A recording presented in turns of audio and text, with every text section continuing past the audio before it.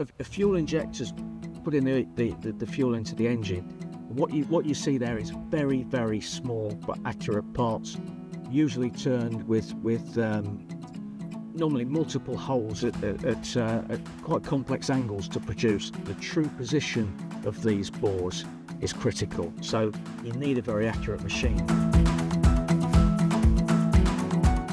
Lee, every jet engine needs fuel to make it work.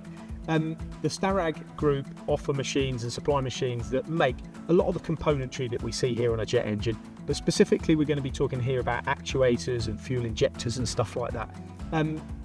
Why are they important, and what machines would you use to make? Well, the actuator is moving the oil around. It's moving the hydraulic oil around that's controlling flaps and different parts of the engines.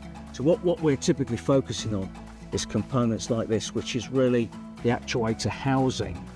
And what's critical is the integrity and the accuracy of the bores, because if you've got hydraulic oil, you've got seals, you've got different faces, angles, threads that the connectors fit into. They have to be absolutely blob on accurate, and also the true position of these bores is critical, so you need a very accurate machine. So what would you use? Well, in this case we would use a Heckert, a small Heckert type machine, again for accuracy, also for speed.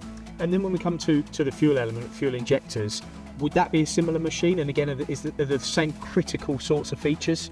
No, it would be a completely different machine. So a fuel injectors putting the fuel into the engine.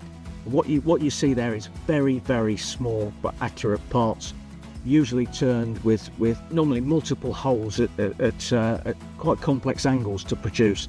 So what we try and do there is produce the parts in a single setup. So it's usually a turn, ground, drilled. What machine would you be talking about there? We'd be usually talking about a Bumotec 191 Neo type machine. Which is like the compact, 2 spindles, loads of axes moving around, all in quite a tight working envelope, but obviously achieving these tolerances that you need. And I guess speed's important as well though, isn't it? Speed's important. Everything is around cost part at the end of the day. There's a given quality standard, and you've got to produce it at the best possible cost. So on the fuel injector type components, we would usually manufacture from a bar feeder, and we take a finished component off the machine.